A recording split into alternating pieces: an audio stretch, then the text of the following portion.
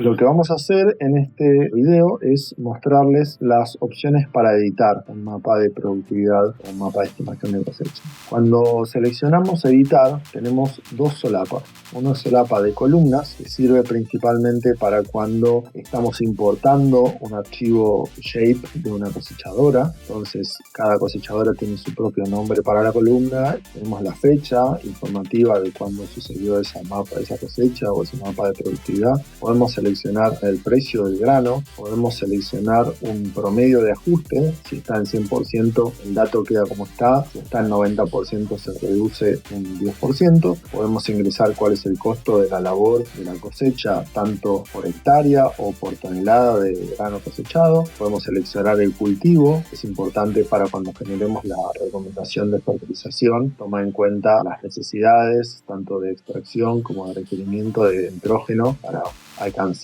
los rindes en cada lugar. Pues tenemos el rinde mínimo y el rinde máximo que se va a tener en cuenta en el momento de, en la solapa opciones, cuando seleccionemos el filtro de outliers, qué valores van a estar contemplados dentro del outliers. El filtro de outliers lo que hace es tomar el promedio zonal alrededor de cada punto, calcula el coeficiente de variación entre el promedio en el entorno de, en este caso, el rectángulo alrededor del punto de 50 metros de lado, y si el coeficiente de variación entre el punto y el promedio de ese entorno es mayor a la tolerancia, se reemplaza por el promedio. Pero al calcular el promedio solamente se toman valores que estén dentro de esta ventana de rindes, porque de lo contrario un punto de un rinde muy elevado podría desviar el rinde promedio zonal de una manera muy grande y era muy difícil de corregir.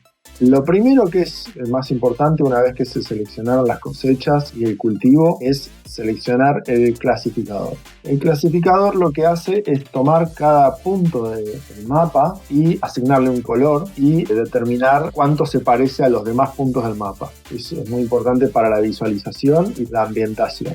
En este caso, si bien hay puntos del mismo color, cada punto tiene un dato distinto y está clasificado en 3 ambientes o en 3 colores. En el clasificador le dijimos que lo haga en 3 ambientes. Ursula permite clasificar hasta 9 categorías, no ambientes, 9 clases. Esas clases pueden estar compuestas de sectores que no estén conectados entre sí. Y tiene 2 tipos de clasificadores. Uno que es desvío estándar, dentro de la media del lote calcula un desvío estándar para cada lado y lo divide en la cantidad de ambientes o de categorías que uno le pide.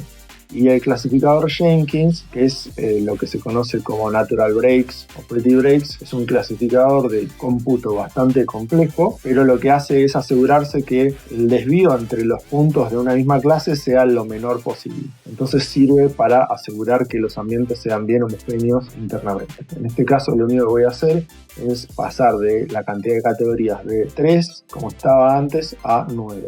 Entonces vamos a ver que ahora voy a tener mayor definición dentro de cada uno de estos 3 ambientes. Una cosa interesante para visualizar es que cuando el mapa se ve desde lejos, se usa un tipo de visualizador que es un poquito menos preciso, el que se ve quizás en este caso más opaco, pero que es más rápido de dibujar, entonces permite que el manejo de la plataforma sea más ágil. Y cuando queremos ver un detalle de algún punto en particular, podemos acercarnos por debajo de la altitud del kilómetro, y entonces ahí podemos ver que se va a quitar esta capa rápida y se va a una capa de polígonos bastante más definida. La herramienta trata de jugar entre esas 2 capas para que se visualice con la mayor precisión posible, pero al mismo tiempo que tenga una velocidad de dibujo y de renderización que sea ágil y que permita su uso de una forma práctica. Entonces lo que hicimos recién fue mantener el clasificador en desvío estándar y pasamos de 3 a 9 categorías. El histograma es de acuerdo al clasificador. Tenemos una clase grande de 41 hectáreas fuera del desvío estándar, de 3.41, que es el mínimo del desvío estándar, y una clase de 44 hectáreas que está por superior. Y tenemos todo el degradé intermedio entre una clase y la otra. La distancia entre las clases, de nuevo, es constante, de 3.76 a 3.94, de 3.94 a 4.11, es siempre el mismo valor que se va sumando de un lado al otro. Ahora voy a editar y voy a seleccionar el clasificador Jenkins. Lo voy a reprocesar, lleva un poquito más de tiempo, pero hay que saber en qué momento conviene usar el clasificador Jenkins y en cuál momento conviene usar el desvío estándar. Lo que va a hacer Jenkins es identificar cuáles son los anchos de las categorías, el límite máximo y el límite mínimo de cada categoría, de forma de que las 9 categorías que yo le indiqué sean lo más compactas posible. Y eso hace que, a diferencia que en el desvío estándar, que cada categoría tenía el mismo ancho entre el mínimo y el máximo, la misma distancia, en Jenkins va a haber categorías que abarcan un rango muy amplio y va a haber categorías que abarcan un dato muy mínimo. En este caso, se acuerdan que estos datos eran para desvío estándar quizás de una categoría inferior, para Jenkins son de la categoría máxima, amplió el rango de la categoría máxima y redujo el rango de la categoría mínima a algunos puntos en particular que están por debajo de la media. Esto es porque estadísticamente la diferencia, si bien existe, entre 4.66 y 4.65 que marca este punto, la verdad es que 4.48 está dentro claramente del mismo valor, y acá podemos ver el histograma como es bastante diferente del que se mostraba en el desvío estándar. ¿Qué más tenemos para hacer en editar? Tenemos en la solapa columnas, lo único que falta acá configurar es el precio, el tipo de cultivo, el riesgo mínimo y máximo, y acá en la solapa opciones son opciones que están más orientadas a simplificar el mapa para hacerlo más fácil de manejar para una maquinaria o para corregir errores que puedan venir desde el mapeo de la cosechadora, donde hay superposiciones o hay atoladas o hay lugares vacíos. Entonces todas estas funcionalidades nos van a permitir trabajar con cada una de esas transformaciones que le queramos hacer. Les recomiendo para más información que vayan al tutorial o instructivo de uso, donde está el detalle de la funcionalidad de cada uno. Pero básicamente, al tildar superposiciones, cada punto se va agregando y cuando se agrega un punto nuevo, se fija si se superpone con los puntos anteriores, si se saca la parte que se superpone. Entonces, si hicimos una cabecera, después hacemos el punto, toda la parte de la vuelta de la cabecera, como se cosechó después, va a estar con rinde 0, entonces directamente se descarta. Después tenemos la distancia y el ancho de la maquinaria por si el contratista se equivocó cuando configuró el mapa. Esto es importante, la superficie mínima relevante en metros cuadrados, se la podemos poner en 0 en general. Lo que hace es eliminar cuando hay algún polígono muy chiquito o muchos polígonos chicos que pueden llegar a traer algún problema de procesamiento. Se puede jugar con ese valor para descartarlos y que directamente no los muestre. Tenemos el ancho de la cosechadora, el filtro outliers que les contaba hace un rato, el rinde sin superposición. Lo que hace es, si hubo superposición, digamos la mitad del polígono de la cosechadora estaba superpuesto, quiere decir que en verdad solamente se cosechó sobre la mitad de la superficie. Entonces, si el rinde decía que eran 2 toneladas por hectárea, como es la mitad de la superficie, corresponde en verdad a 4 toneladas por hectárea. Entonces hace ese cálculo. Y después tenemos resumir geometría, lo que hace es juntar todos los polígonos que corresponden a un mismo color o a una misma categoría y convertir un polígono grande cuyo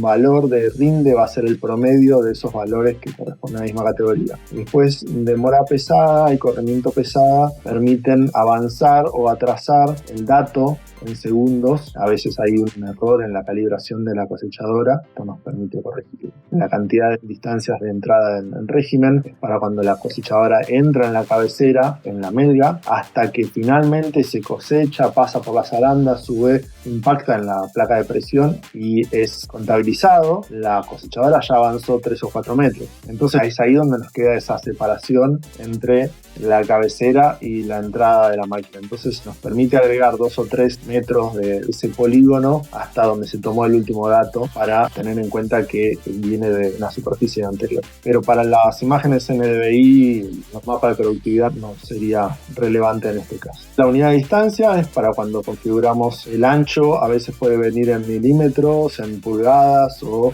en metros, entonces podemos seleccionar en qué unidad está para que el sistema lo convierta en metros. Y lo mismo para cuando el rinde es flow, si en este caso la columna de rendimiento, en vez de ser un rinde por hectárea, sea un flujo de kilos por segundo, lo que hace es calcula ese flujo por segundo en la superficie que tiene y lo calcula a rinde por hectárea, nos permite convertir esto. Esto muchas veces pasa con algunos conversores de mapas de rendimiento que no nos entregan el valor del rinde por hectárea, sino que nos entrega el valor del flujo de kilos por segundo de la cosechadora. Bien, vamos a hacer una ambientación, vamos a hacerlo ambientar en 5 clases. Según Jenkins, al quitar este rinde flow, voy a poner outlier 0. Entonces, cada punto va a ser su promedio zonal y al ponerle el porcentaje de tolerancia a 0, me aseguro que todos los puntos van a ser reemplazados por su promedio. Si le pusiera 10%, quedarían algunos por encima, otros por debajo. Para que se vea rápido la primera vez, lo voy a hacer sin la clasificación por Jenkins. Lo voy a hacer con desvío estándar. Van a ver cómo se convierte de esto a una sábana mucho más continua, que es más fácil de trabajar en la realidad. Por tanto, para lo que sea muestreo, que nosotros no queremos ir mostrando 25 lugares diferentes, sino queremos mostrar 1, 2, 3. Y acá vemos cómo ya quedó bastante suavizado. Lo hice en 5 categorías porque quiero que tenga una categoría para lo que es superior, una categoría para lo que es inferior y 3 categorías para lo intermedio. En este caso lo voy a clonar porque el procesamiento de calcular el promedio ya lo hice y no quiero que lo vuelva a realizar. Entonces lo clono y puedo seguir trabajando con esto. Ahora voy a volver a seleccionar el clasificador de estilo Jenkins en 5 categorías y le voy a decir que resuma las geometrías. Entonces me va a convertir esto, que es una capa de puntos aislados, en una capa de polígonos grande que me permite trabajar con ambientes. Bien, acá está, ya vemos la capa. Ahora me voy a parar encima y ven que antes eran cuadraditos individuales y ahora son polígonos que abarcan más de un píxel. Lo que haría yo en este caso ya sería guardarlo. En este caso lo voy a exportar con Margarita del 5 de febrero, que es la imagen que generó esta imagen.